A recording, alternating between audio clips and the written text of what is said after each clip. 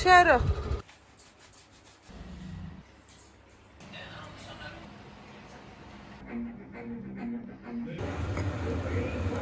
Hi hello ಎಲ್ಲರಿಗೂ ನಮಸ್ತೆ. Welcome back to my YouTube channel. ನಾನು ಮೌನಿಕಾ ವ್ಲಾಗ್ಸ್. ಎಲ್ಲರೂ ಹೇಗಿದ್ದೀರಾ?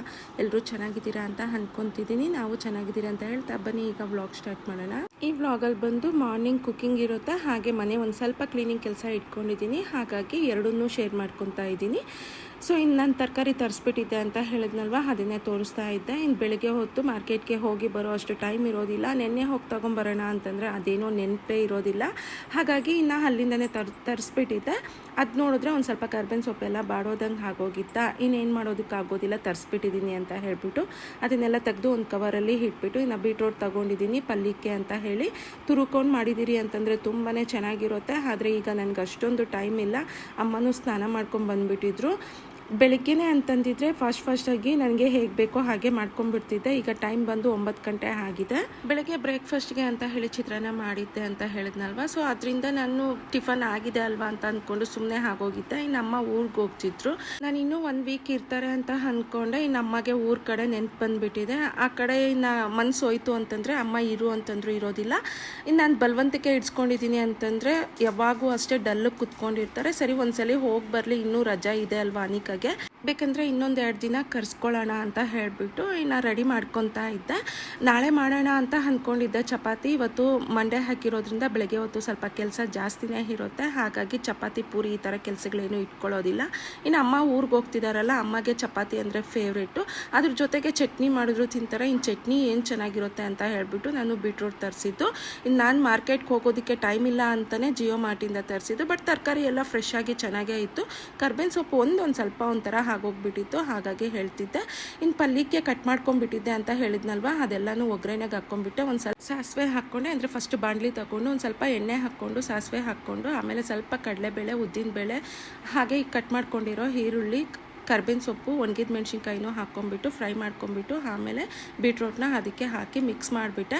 ತುರ್ಕೊಂಡು ಹಾಕ್ಕೊಂಡ್ರೆ ಬೇಗ ಕುಕ್ಕಾಗಿ ಹೋಗಿರುತ್ತೆ. ಆದರೆ ನಾವು ಕಟ್ ಮಾಡಿ ಹಾಕ್ಕೊಂಡಿರೋದ್ರಿಂದ ಏನಂದರೆ ಒಂದು ಸ್ವಲ್ಪ ಟೈಮ್ ತಗೊಳುತ್ತೆ. ಅದಕ್ಕೆ ಒಂದು ಸ್ವಲ್ಪ ನೀರು ಹಾಕಿಬಿಟ್ಟು ಅದು ಬೇಯಲಿ ಅಂತ ಮೀಡಿಯಮ್ ಸಿಮ್ಮಲ್ಲಿ ಇಟ್ಬಿಟ್ಟು ಅಮ್ಮಗೂ ಹೇಳಿಬಿಟ್ಟು ಇನ್ನು ಸ್ನಾನನೂ ಮಾಡ್ಕೊಂಡು ಬಂದುಬಿಟ್ಟೆ.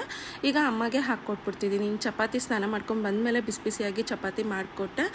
ಆಮೇಲೆ ಕುತ್ಕೊಂಡು ಅಮ್ಮ ಜೊತೆ ಮಾತಾಡ್ಕೊಂಡು ಇದೋಗ್ಬಿಟ್ಟೆ. ಟಿಫನ್ ಎಲ್ಲ ಮಾಡಿದ್ದು ಆದಮೇಲೆ ಬೆಳಗ್ಗೆ ಚಿತ್ರಾನ್ನನೂ ಇತ್ತಲ್ವ, ಇನ್ನು ಮಧ್ಯಾಹ್ನಕ್ಕೆ ಸೊಪ್ಪು ಮಾಡಬೇಕಿತ್ತು. ಅದನ್ನು ಮಾಡಿ ಇಟ್ಬಿಟ್ಟು 15 ಡೇಸ್ ಆಗಿತ್ತು ಅಮ್ಮ ಬಂದು. ಆವಾಗಿಂದ ಮಾತಾಡ್ದಿರ ಇರೋ ಮಾತುಗಳೆಲ್ಲ ನೆನಪು ಬಂದುಬಿಟ್ಟಿತ್ತಾ. ಇನ್ನು ಅದೆಲ್ಲ ಮಾತಾಡಿಕೊಂಡು ಸಂಜೆವರೆಗೂ ಇದೋಗ್ಬಿಟ್ಟೆ. ಅಮ್ಮ ಯಾವಾಗಾದರೂ ಊರಿಗೆ ಬಂದಿದ್ದಾರೆ ಮತ್ತು ಊರಿಗೆ ಹೋಗ್ತಿದ್ದಾರೆ ಅಂತಂದರೆ ನಾನು ಸಾಯಂಕಾಲದ ಹೊತ್ತಿಗೆ ಕಳಿಸೋದು. ಯಾಕಂದರೆ ಫುಲ್ ಡೇ ನನ್ನ ಜೊತೆ ಇದ್ದಂಗೆ ಇರುತ್ತೆ. ಬೆಳಗ್ಗೆನೇ ಇಲ್ಲ ಮಧ್ಯಾಹ್ನ ಹೋಗಿದ್ದಾರೆ ಅಂತಂದರೆ ಅವತ್ತೆಲ್ಲ ಡಲ್ಲಾಗಿ ಹೋಗ್ತೀನಿ, ಏನು ಕೆಲಸನೂ ಮಾಡೋದಕ್ಕಾಗೋದಿಲ್ಲ, ತುಂಬ ನೆನಪು ಮಾಡ್ಕೊತಿರ್ತೀನಿ. ಹಾಗಾಗಿ ಸಂಜೆ ಹೊತ್ತು ಕಳಿಸ್ತೀನಿ. ಸಂಜೆ ಹೊತ್ತು ಕಳಿಸಿದ್ದು ಆದಮೇಲೆ ಅಮ್ಮನ ಮನೆಯಲ್ಲಿ ಒಂದು ಸ್ವಲ್ಪ ಕೆಲಸಗಳು ಸ್ಟಾರ್ಟ್ ಮಾಡಿಕೊಂಡೆ. ಯಾವಾಗೂ ಅಮ್ಮನ ಊರಿಗೆ ಕಳಿಸ್ಬಿಟ್ಟು ನಾನು ಸುಮ್ಮನೆ ಕೂತ್ಕೊಳ್ಳೋದಿಲ್ಲ. ಸುಮ್ಮನೆ ಕೂತ್ಕೊಂಡ್ರೆ ಸಖತ್ ಬೇಜಾರು ಆಗ್ತಿರುತ್ತೆ, ಅಮ್ಮ ನೆನಪಾಗ್ತಿರ್ತಾರೆ. ಹಾಗಾಗಿ ಏನೋ ಒಂದು ಕೆಲಸ ಇಟ್ಕೊಂಡ್ಬಿಡ್ತೀನಿ. ಸೊ ಅದರಿಂದ ಇವಾಗ ಮೊನ್ನೆ ಹೇಳಿದ್ನಲ್ವ, ನಾನು ಫುಲ್ಲು ಡಸ್ಟ್ ಎಲ್ಲ ಬಂದುಬಿಟ್ಟಿದೆ ಕಿಚನಲ್ಲಿ ಕಿಟಕಿಯಿಂದ ಅಂತ ಹೇಳಿಬಿಟ್ಟು ಅದೆಲ್ಲ ಕ್ಲೀನಿಂಗ್ ಕೆಲಸ ಅಂತ ಹೇಳಿ ಮಾಡ್ಕೊತಿದ್ದೀನಿ. ನೋಡಿ ಎಷ್ಟು ಧೂಳಿದೆ ಅಂತ. ಅಮ್ಮ ಇರಬೇಕಾದ್ರೇ ಮಾಡ್ಬೋದು, ಬಟ್ ನನ್ನನ್ನು ಮಾಡೋದಕ್ಕೆ ಬಿಡೋದಿಲ್ಲ, ಅಮ್ಮನೇ ಮಾಡ್ತಿರ್ತಾರೆ.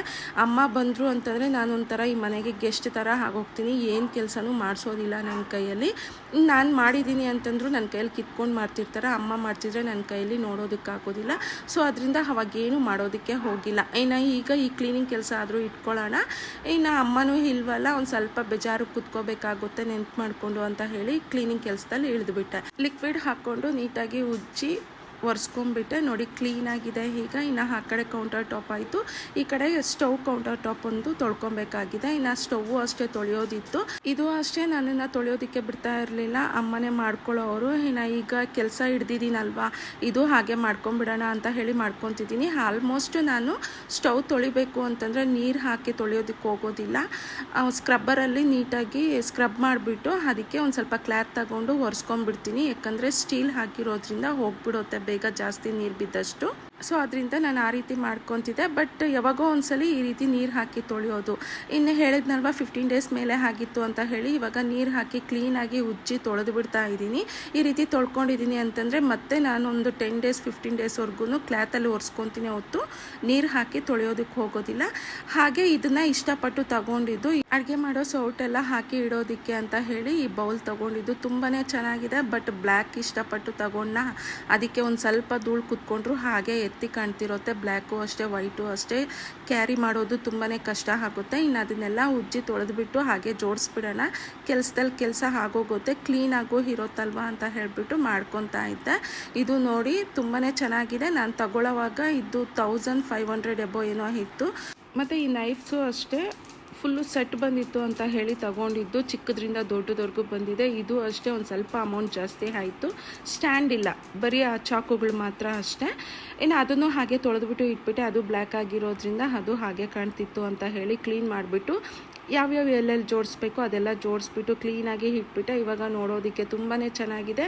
ಅದರಲ್ಲೂ ಕೆಲಸದ ಬ್ಯುಸಿದಲ್ಲಿ ಬಿದ್ದು ಅಮ್ಮಗೆ ಫೋನ್ ಮಾಡೋದೇ ಮರ್ತೋಗಿದೆ. ಇನ್ನು ಅಮ್ಮಗೂ ಫೋನ್ ಮಾಡಬೇಕು, ಮಾಡಿದ್ರೆ ಇನ್ನು ಊರಿಗೆ ಬಂದ ತಕ್ಷಣ ಮರ್ತೋದ ಅಂತ ಅಂತಾರೆ.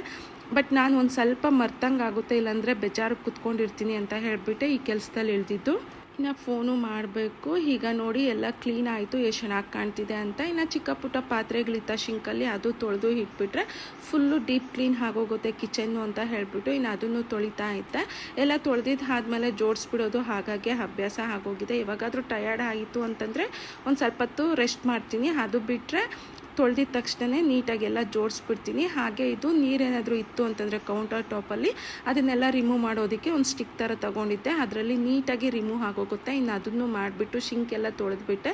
ಈಗ ನೋಡಿ ಕಿಚನ್ ಎಷ್ಟು ಕ್ಲೀನಾಗಿದೆ ಅಂತ ಹೇಳಿ. ಇನ್ನು ಆ ಕುಕ್ಕರಲ್ಲಿ ಟೋನಿಗೆ ಅನ್ನ ಇದೆ, ಮತ್ತು ನನ್ನ ಮಗ 4 ಗಂಟೆದಲ್ಲಿ ಹೊಟ್ಟೆ ಹಸಿವು ಅಂತಂದ, ಹಾಗಾಗಿ ಇನ್ನು ಅವನಿಗೂ ಮಾಡಿದ್ದೆ. ಆ ಅನ್ನನೂ ಹಾಗೆ ಇದೆ, ವೈಟ್ ರೈಸು. ಸೊ ಆದ್ದರಿಂದ ನಾನು ಕುಕ್ಕರ್ ಏನು ಕ್ಲೀನ್ ಮಾಡಲಿಲ್ಲ. ಇನ್ನು ನೈಟಿಗೆ ಬೇಕಲ್ಲ ಅಂತ ಹೇಳಿ ಹಾಗೆ ಇಟ್ಬಿಟ್ಟೆ. ಇನ್ನು ಸ್ವಲ್ಪ ಹೊತ್ತು ರೆಸ್ಟ್ ಮಾಡೋಣ ಅಂತಂದರೆ ಈ ಡೈನಿಂಗ್ ಟೇಬಲ್ ಮೇಲೆ ಹಾಲು ಎಲ್ಲ ಗಲೀಜಾಗಿತ್ತು. ಕ್ಲೀನ್ ಮಾಡ್ತಿದ್ದೀನಲ್ವಾ, ಇನ್ನು ಹಾಗೆ ಎಲ್ಲ ಕ್ಲೀನ್ ಮಾಡ್ಕೊಂಬಿಡೋಣ ಅಂತ ಹೇಳಿ ಇಲ್ಲೂ ಕ್ಲೀನ್ ಮಾಡೋದಕ್ಕೆ ಸ್ಟಾರ್ಟ್ ಮಾಡಿದೆ. ಧೂಳು ಜಾಸ್ತಿನೇ ಇತ್ತು. ಯಾವಾಗೂ ವೀಕ್ಲಿ ಒನ್ಸ್ ನಾನು ಕ್ಲೀನ್ ಮಾಡ್ಕೊಂಬಿಡ್ತೀನಿ, ಇಲ್ಲ 2 ಟೈಮ್ಸ್ ಆದರೂ ಕ್ಲೀನ್ ಮಾಡ್ಕೊತೀನಿ. ಆ ರೀತಿ ಮಾಡಲಿಲ್ಲ ಅಂತಂದರೆ ಇಷ್ಟೊಂದು ಧೂಳು ಕುತ್ಕೊಂಡಿರುತ್ತೆ. ಗ್ಲಾಸ್ ಆಗಿರೋದ್ರಿಂದ ಹಾಗೆ ಕಾಣ್ತಾನೂ ಇರುತ್ತೆ. ಇನ್ನು ನಾನು ಯಾವಾಗಾದರೂ ಇಲ್ಲಿ ಕುತ್ಕೊಂಡು ಊಟ ಮಾಡಬೇಕಾದ್ರೆ ಒಂದು ಸ್ವಲ್ಪ ಕ್ಲಾತ್ ತಗೊಂಡು ಹಾಗೆ ಕ್ಲೀನ್ ಮಾಡಿಕೊಂಡು ಕೈ ವಾಶ್ ಮಾಡ್ಕೊಂಡು ಊಟ ಮಾಡ್ಕೊತಿದ್ದೆ. ನೀಟಾಗಿ ಡೀಪ್ ಕ್ಲೀನಿಂಗ್ ಇಳಿದಿದ್ದೀನಿ ಅಂತಂದರೆ ಅಮ್ಮ ರೆಸ್ಟು ಮಾಡೋದಿಲ್ಲ, ಕೆಲಸ ಸ್ಟಾರ್ಟ್ ಮಾಡ್ಕೊಂಡ್ಬಿಡ್ತಾರೆ. ಹಾಗಾಗಿ ಇನ್ನು ಹೇಗೋ ಡೈನಿಂಗ್ ಟೇಬಲ್ ಕ್ಲೀನ್ ಆಯ್ತಲ್ಲ ಅಂತ ಹೇಳಿಬಿಟ್ಟು ಇಲ್ಲಿ ಶಿಂಕ್ ಇತ್ತು ಅಂದರೆ ವಾಶ್ ಬೇಷನ್ನು, ಇನ್ನು ಅದನ್ನು ಕ್ಲೀನ್ ಮಾಡ್ಕೊಬಿಡೋಣ ಅಂತ ಮಾಡ್ಕೊಂಡ್ಬಿಟ್ಟೆ. ಒಂದ್ಸಲಿ ಕ್ಲೀನಿಂಗ್ ಕೆಲಸ ಸ್ಟಾರ್ಟ್ ಮಾಡಿದ್ದೀನಿ ಅಂತಂದರೆ ನನಗೆ 4 ಅವರ್ಸ್ ಮೇಲೇ ಟೈಮ್ ತಗೊಳುತ್ತೆ. ಕ್ಲೀನಾಗಿ ಎಲ್ಲ ತೊಳೆದು ಮಾಡ್ತೀನ, ಒಂದು ಸ್ವಲ್ಪ ಟೈಮ್ ಜಾಸ್ತಿ ತಗೊಳುತ್ತೆ. ಇನ್ನು ಡೈನಿಂಗ್ ಟೇಬಲ್ ಮೇಲೆ ನೋಡಿ ನಾನು ಈ ರೀತಿ ಅರೇಂಜ್ ಮಾಡಿಬಿಟ್ಟೆ. ಯಾವಾಗೂ ನೀರಲ್ಲಿ ಕಂಪಲ್ಸರಿ ಇರುತ್ತೆ. ಮತ್ತು ಈ ಚಿಕ್ಕ ವೈಟ್ ಬೌಲ್ಸ್ ಇದೆ ಅಲ್ವಾ, ಅದರಲ್ಲಿ ಒಂದರಲ್ಲಿ ಸಾಲ್ಟ್ ಇಟ್ಟಿರ್ತೀನಿ, ಒಂದರಲ್ಲಿ ಶುಗರ್ ಹಾಕಿರ್ತೀನಿ. ಯಾಕಂದರೆ ಊಟ ಮಾಡಬೇಕಾದ್ರೆ ಸಾಲ್ಟ್ ಏನಾದರೂ ಕಡಿಮೆ ಬಂತು ಅಂದರೆ ಹಾಕ್ಕೊಳ್ಳಿ ಅಂತ, ಇಲ್ಲಾಂದರೆ ಕಾಫಿ ಟೀ ಕುಡಿಬೇಕಾದ್ರೆ ಶುಗರ್ ಯೂಸ್ ಮಾಡ್ಬೋದು ಅಂತ. ಇವತ್ತು ಒಂದು ಎಕ್ಸ್ಟ್ರಾ ಮಾಡಿದೆ, ಅದು ಏನು ಅಂತಂದರೆ ಮನಿ ಪ್ಲ್ಯಾಂಟ್ ಒಂದಿಟ್ಟೆ. ಲುಕ್ ವೈಸ್ ಆಗಿ ತುಂಬ ಚೆನ್ನಾಗಿ ಕಾಣ್ತಿತ್ತು, ಅದಕ್ಕೆ ಆ ರೀತಿ ಅರೇಂಜ್ ಮಾಡಿಬಿಟ್ಟೆ. ಸೊ ಇವಾಗ ಇದೆಲ್ಲ ಕ್ಲೀನ್ ಆಗಿದೆ ನೋಡಿ, ನೋಡೋದಕ್ಕೆ ಎಷ್ಟು ಚೆನ್ನಾಗಿ ಕಾಣ್ತಿದೆ ಅಂತ. ಈಗ ಟಿ ವಿ ಯೂನಿಟ್ ಹತ್ರ ಕ್ಲೀನ್ ಮಾಡಿಬಿಡೋಣ ಅಂತ ಸ್ಟಾರ್ಟ್ ಆದೆ. ಇನ್ನು ಇಲ್ಲಿ ಮಾಡೋದಕ್ಕೆ ನನಗೆ 1 ಅವರ್ ಟೈಮ್ ತಗೊಂತು. ಈ ಚಿಕ್ಕ ಪುಟ್ಟವೆಲ್ಲ ತೆಗಿತಾರೆ, ಅಲ್ಲಿಂದಲ್ಲಿ ಇಟ್ಬಿಡ್ತಾರೆ, ಮತ್ತು ನಾವು ಹುಡುಕ್ಬೇಕಂದ್ರೂ ಸಿಗೋದಿಲ್ಲ ಕೈಗೆ. ನಾನು ಅದನ್ನೆಲ್ಲ ಒಂದೊಂದು ಹತ್ರ ಇಟ್ಟಿರ್ತೀನಿ, ಅಲ್ಲೇ ಇಟ್ಟರೆ ಸರಿ. ನನ್ನ ಮಗಳು ನಾನು ಸೇಮ್ ಇದೇ ರೀತಿಯೇ ಮಾಡಿ ಇಟ್ಬಿಡ್ತೀನಿ. ಆದರೆ ನನ್ನ ಮಗ ನಮ್ಮ ಮನೆಯವರು ತಗೊಂಡ್ರೆ ಅದನ್ನ ಅಲ್ಲೇ ಇಡೋದಿಲ್ಲ, ಎಲ್ಲಂದರೆ ಅಲ್ಲಿ ಇಟ್ಬಿಡ್ತಾರೆ. ಇನ್ನು ಕ್ಲೀನಿಂಗ್ ಮಾಡೋದಿತ್ತು, ಕ್ಲೀನ್ ಮಾಡಿದವಾಗೆಲ್ಲ ಒಂದು ಸ್ವಲ್ಪ ಚೇಂಜಸ್ ಮಾಡ್ತಾನೆ ಇರ್ತೀನಿ ಮನೆಯಲ್ಲಿ. ಎಲ್ಲಿರೋದನ್ನ ಅಲ್ಲೇ ಇಡೋದಿಲ್ಲ ನಾನು, ಒಂದು ಸ್ವಲ್ಪ ಡಿಫ್ರೆಂಟ್ ಲುಕ್ ಬೇಕು ಅಂತ ಹೇಳಿ ಚೇಂಜಸ್ ಮಾಡ್ತಿರ್ತೀನಿ. ಇವತ್ತು ಹಾಗೆ ಚೇಂಜ್ ಮಾಡಿದೆ, ಒಂದು ಸ್ವಲ್ಪತ್ತೆ ಮತ್ತೆ ಎಲ್ಲಿರಬೇಕೋ ಅಲ್ಲೇ ಇಟ್ಬಿಡ್ತೀನಿ. ಅದು ಅಭ್ಯಾಸ ಆಗೋಗಿದೆ.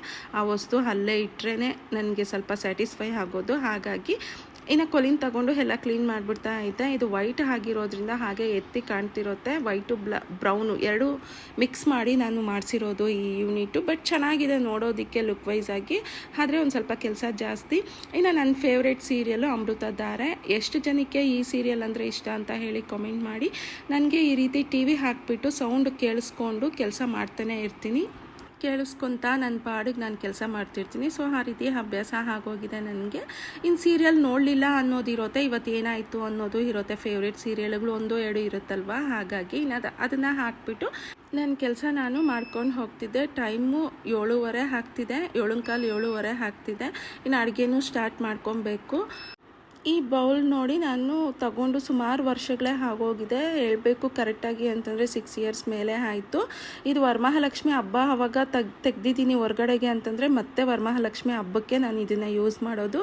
ಸುಮ್ಮನೆ ಹಾಗೆ ಇತ್ತು, ವೇಸ್ಟ್ ಆಗೋಗುತ್ತೆ ಅಂತ ಹೇಳಿ ಜಾಸ್ತಿ ದಿನ ಇಟ್ಕೊಂಡ್ರು ಈ ರೀತಿ ಕಲರ್ ಎಲ್ಲ ಚೇಂಜ್ ಆಗೋಗಿ ತುಂಬ ಡಲ್ಲಾಗಿ ಕಾಣ್ತಿತ್ತು. ಅದಕ್ಕೆ ಸರಿ ಯೂಸ್ ಮಾಡೋಣ ಅಂತ ಹೇಳಿ ಇಲ್ಲೊಂದು ಟೇಬಲ್ ಮೇಲೆ ಬುದ್ಧ ಇಟ್ಟಿದ್ನಲ್ವ ಅಲ್ಲಿ ಇಟ್ಬಿಟ್ಟೆ. ತುಂಬಾ ಚೆನ್ನಾಗಿ ಕಾಣ್ತಿತ್ತು ಒಂದು ಸ್ವಲ್ಪ ಫ್ಲವರ್ಸ್ ಹಾಕಿ ಇಟ್ಟಿದ್ದಕ್ಕೆ. ಮತ್ತು ಇಲ್ಲಿ ಬಂದು TV ಯೂನಿಟ್ ಹತ್ರ ಒಂದು ಚಿಕ್ಕದಾಗಿ ಬುದ್ಧ ಇಟ್ಟಿದ್ದೀನಿ. ಅಲ್ಲೂ ಅಷ್ಟೇ ಚಿಕ್ಕದು ಬೌಲ್ ಇದ್ದರೆ ಅದರಲ್ಲಿ ಒಂದು ಸ್ವಲ್ಪ ಫ್ಲವರ್ಸ್ ಹಾಕ್ಬಿಟ್ಟು ಆ ರೀತಿ ಡೆಕೋರೇಟ್ ಮಾಡಿಬಿಟ್ಟೆ. ಚೆನ್ನಾಗಿ ಕಾಣ್ತಿತ್ತು. ಆ 2 ಬೌಲ್ಸು ಎತ್ತಿ ಮೇಲೆ ಇಟ್ಬಿಟ್ಟಿದ್ದೆ, ಸುಮ್ಮನೆ ವೇಸ್ಟ್ ಆಗಿತ್ತು, ಅದಕ್ಕೆ ಈ ರೀತಿ ಯೂಸ್ ಮಾಡಿಕೊಂಡೆ. ಈ ಸ್ಟ್ಯಾಂಡ್ ಮೇಲೆ ಈ ಪಿಲ್ಲೋಸ್ ಕವರ್ಸ್ ಮಾತ್ರ ನಾನು ರಿಮೂವ್ನೇ ಮಾಡಲಿಲ್ಲ. ನನ್ನ ಮಗಳು ಹೇಳ್ತಾನೆ ಇರ್ತಾಳೆ, ನೋಡಿದ್ರಲ್ವ ನೀವೇ ಧೂಳು ಎಷ್ಟೊಂದು ಬರುತ್ತೆ ಮನೆಗೆ ಅಂತ. ಇನ್ನು ಆ ಪಿಲ್ಲೋಸ್ ಮೇಲೆ ಕವರ್ಸ್ ಎಲ್ಲ ರಿಮೂವ್ ಮಾಡಿಬಿಟ್ಟಿದ್ದೀನಿ ಅಂತಂದರೆ ಅದು 2 ದಿನಕ್ಕೆ ಹೋಗಿಬಿಡುತ್ತೆ.